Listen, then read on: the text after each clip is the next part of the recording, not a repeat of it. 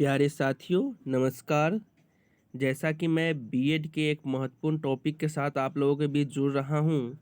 Topic का नाम है अधिगम, जिसे हम सीखना भी कहते हैं। तो आइए शुरू करते हैं।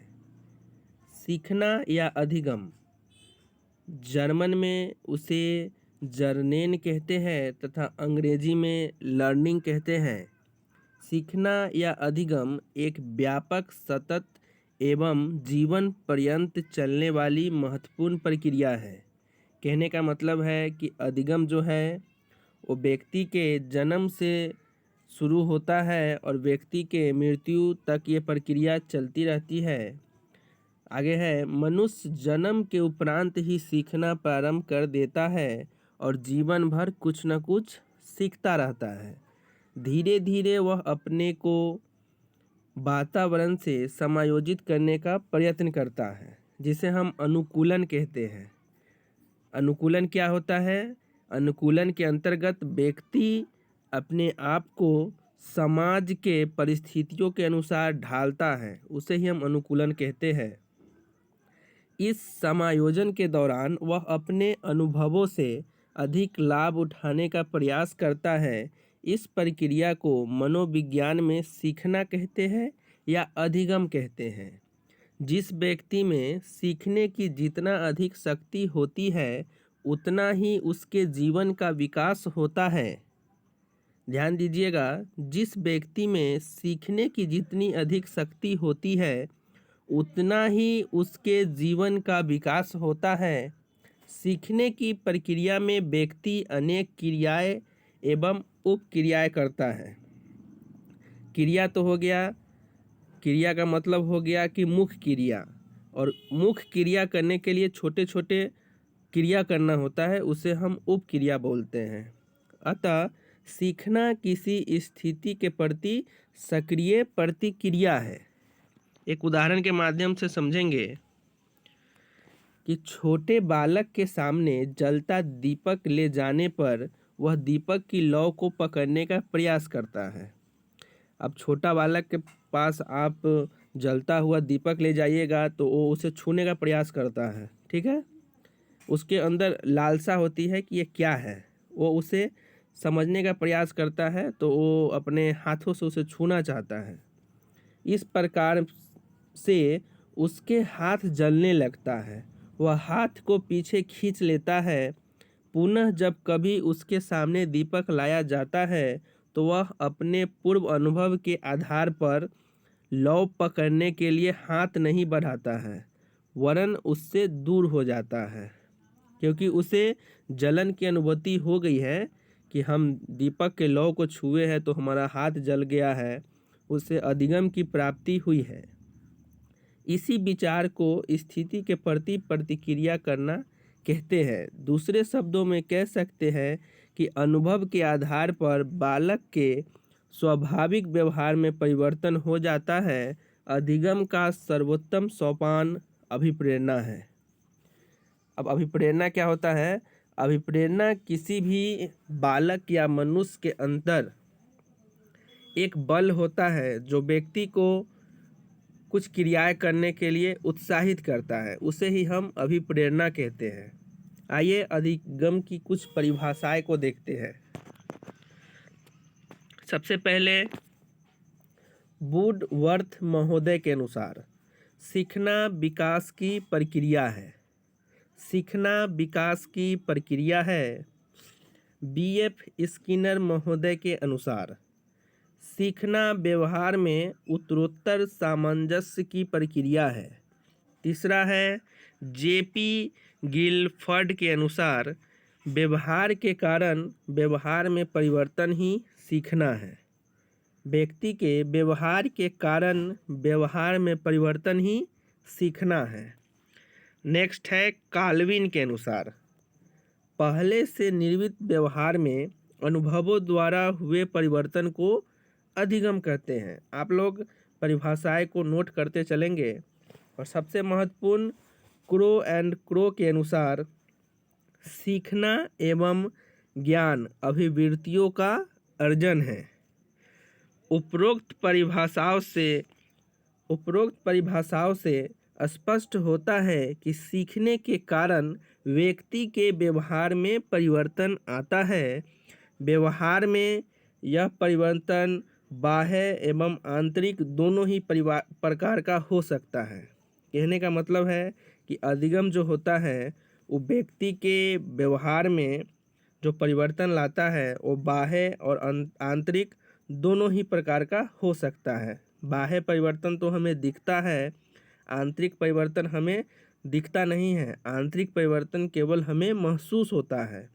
अतः सीखना एक प्रक्रिया है जिसमें अनुभव एवं प्रशिक्षण द्वारा व्यवहार में अस्थायी या अस्थायी परिवर्तन दिखाई देता है।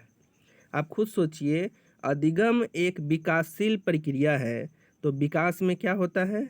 विकास में व्यक्ति के अस्थायी या अस्थायी में कुछ परिवर्तन तो होता ही होगा ना, जो गुणात्मक होगा या मात्रात्मक होगा, लेकिन परिवर्तन तो होगा ही। अब हम अधिगम के नियम को जानेंगे। E.L. थार्डाइक, यहाँ पे नाम थोड़ा सा इनका कठिन है। E.L. थार्डाइक जो कि अमेरिका के प्रसिद्ध मनोवैज्ञानिक है, उन्होंने अधिगम के नियम की खोज की है।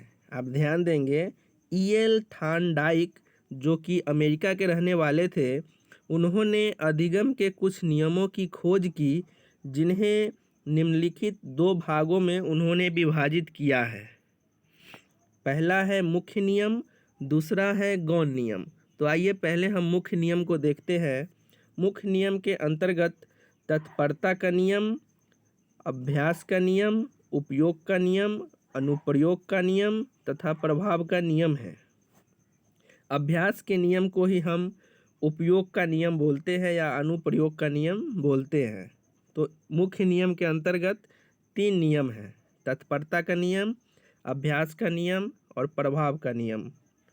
गौण नियम के अंतर्गत 5 नियम हैं: बहु अनुक्रिया का नियम, मानसिक स्थिति का नियम, आंशिक क्रिया का नियम, समानता का नियम, साहचर्य परिवर्तन का नियम।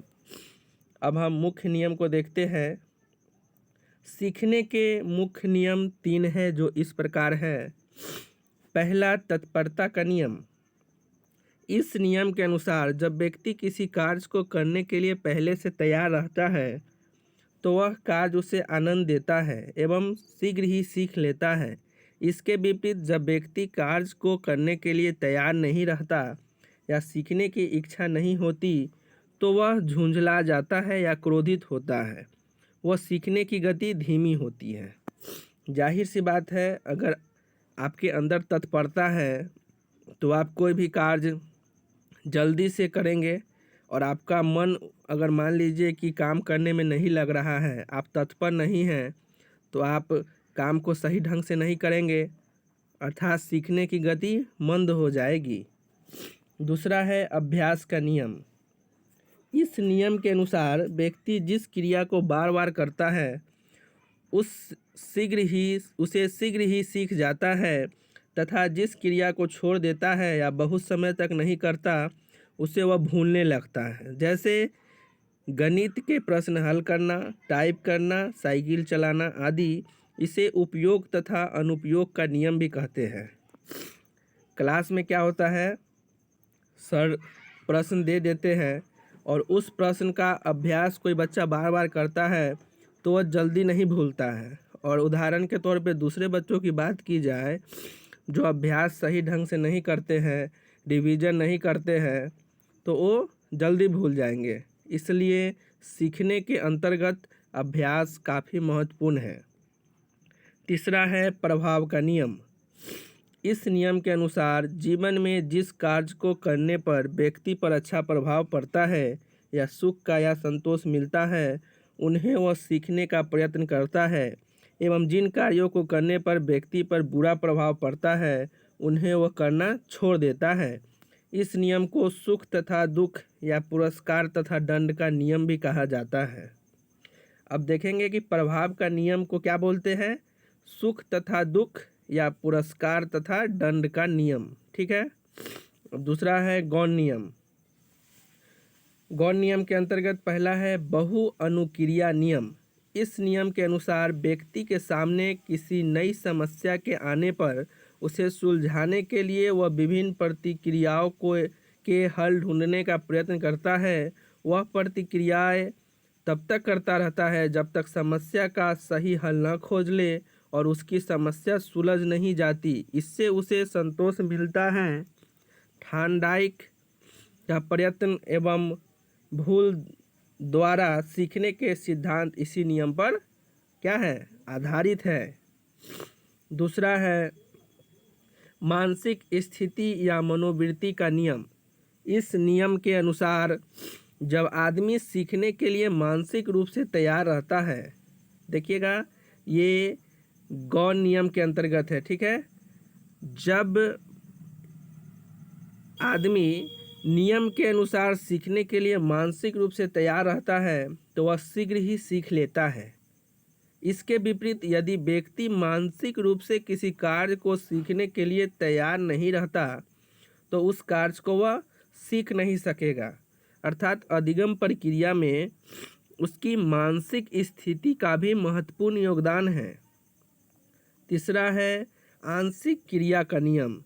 इस नियम के अनुसार व्यक्ति किसी समस्या को सुलझाने के लिए अनेक क्रिया प्रयत्न एवं भूल के आधार पर करता है। वह अपनी अंतर्दृष्टि का उपयोग कर आंशिक क्रियाओं की सहायता से समस्या का हल ढूंढ लेता है। मतलब ये गौण प्रकार का हो रहा है ना, गौण मतलब दिखाई नहीं देता है, आंशिक क्रिया अंदर चलती है इसलिए नहीं दिखती है। चौथा है समानता का नियम। इस नियम के अनुसार किसी समस्या के प्रस्तुत होने पर व्यक्ति पूर्व अनुभव या परिस्थितियों में समानता पाए जाने पर उसके अनुभव स्वतः ही स्थानांतरित होकर सीखने में मदद करते हैं। मतलब समानता का जो नियम है वो अनुभव के आधारित है। पांचवा साहचर्य परिवर्तन का नियम। इस नियम के अनुसार व्यक्ति प्राप्त ज्ञान का उपयोग अन्य परिस्थिति में या सहचारी उद्दीपक वस्तु के प्रति भी करने लगता है। जैसे कुत्ते के मुंह से भोजन सामग्री को देखकर लार टपकने लगती है, परंतु कुछ समय के बाद भोजन के बर्तन को ही देखकर लार टपकने लगती है। यह साहचर्य परिवर्तन का नियम है। तो दोस्तों, हमने इस वीडियो में अधिगम क्या है जाना, अधिगम की परिभाषाओं को देखा तथा अधिगम के नियम को भी विस्तृत अध्ययन किया। ये वीडियो यहीं पे समाप्त होता है। धन्यवाद।